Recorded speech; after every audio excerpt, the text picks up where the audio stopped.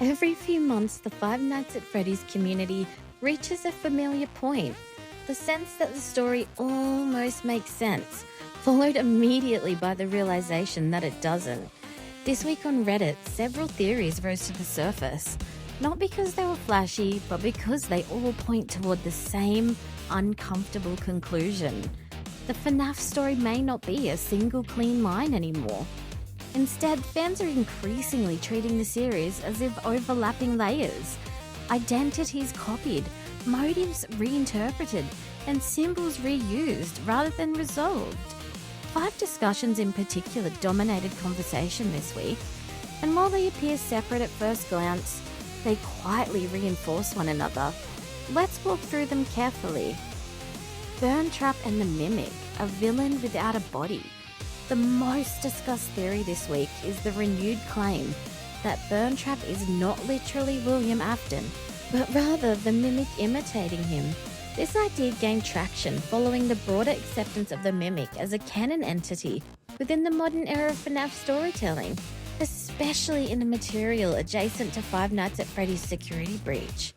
What the theory claims, Redditors argue that Burntrap's behaviour, movement, and visual design feel wrong for a resurrected human consciousness.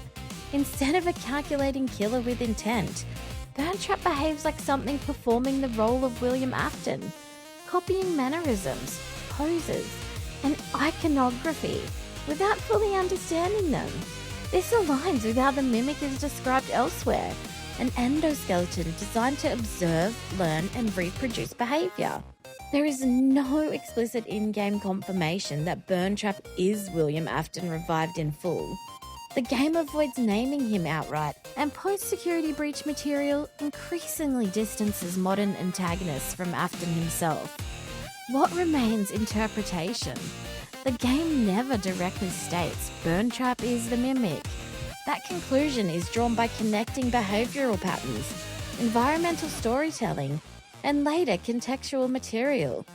It is a strong inference, not a stated fact. If Burntrap is an imitation rather than the original, then FNAF's central villain has shifted. The horror is no longer about a man refusing to die. It's about a system that learned how to pretend he never felt. Another theory resurfacing this week reframes Michael Afton's repeated employment at Freddy's locations as intentional rather than accidental. The traditional view historically, Michael is often portrayed as drifting into these jobs, the cursed son following the trail of his father's crimes, almost passively. Fans are increasingly arguing that Michael chooses these locations. He isn't just a victim of circumstance, he's actively placing himself in danger. Under this interpretation, Michael is not searching blindly. He's returning to the sites of trauma on purpose, driven by guilt over his younger brother's death and a need to undo William's legacy. Michael explicitly states that he is going to come find his father. That line alone confirms intent, not randomness. The emotional framing, vengeance versus redemption, is never spelled out. The games leave Michael's inner life deliberately vague. If Michael is acting deliberately, then FNAF stops being a story about endless accidents and starts becoming a tragedy of self-imposed punishment.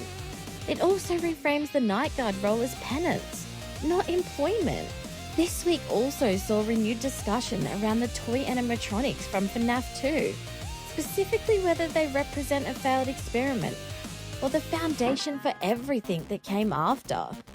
Rather than being discarded mistakes, the toys may represent early behavioral testing, facial recognition, advanced movement, and public-facing safety systems. Redditors argue that these systems don't vanish, they evolve. The toy animatronics are unusually advanced for their era. Their existence contradicts the idea that Fazbear technology only improves in the future. There is no direct line in the games connecting the toys to later animatronics. Theory relies on technological continuity, not explicit lore. If the toys were prototypes, then Fazbear Entertainment has been knowingly refining dangerous AI for decades. The failures weren't warnings, they were data. One of the most unexpectedly popular discussions this week involved William Afton's physical height, sparked by visual comparisons between character models and suits. Yes, this started as a meme. Redditors love numbers. Beneath the joke, fans began noticing William's proportions, especially in suit, are inconsistent with an average human body. This feeds into a larger question. How much of William Afton is even human anymore? If Burntrap is not truly William, then obsessing over William's physicality becomes ironic. The body doesn't matter if the identity is being copied. Canon relevance? Well, there's none. The theory is mostly symbolic, but symbolism matters in FNAF. Finally, the puppet debate returned, specifically whether the tears are tied directly to Cassidy or are symbolic of possession more broadly. One side argues the tears represent a specific soul. The other argues they represent the act of possession itself. The puppet is possessed. The tears appear after death. That's all that is confirmed. FNAF repeatedly uses visual shorthand instead of explanation. Tears, colours, and damage communicate ideas without spelling them out, which keeps interpretation open. What makes this week's theories interesting isn't their individual claims, it's what they share. They all suggest that FNAF is no longer about someone who is, but what is being repeated. Burntrap may be William. Burntrap may not be William, just a copy. Michael may be a victim, but a willing participant. The toys may not be failures, but early drafts. William's body may not matter, only the role he filled.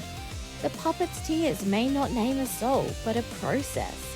In other words, FNAF is drifting away from character-driven mystery and towards system-driven horror. And that may be the most unsettling theory of all. None of these theories are definitively confirmed. Persist because the games allow them to persist. FNAF thrives in the space between statement and silence. And this week, Reddit simply noticed the pattern again.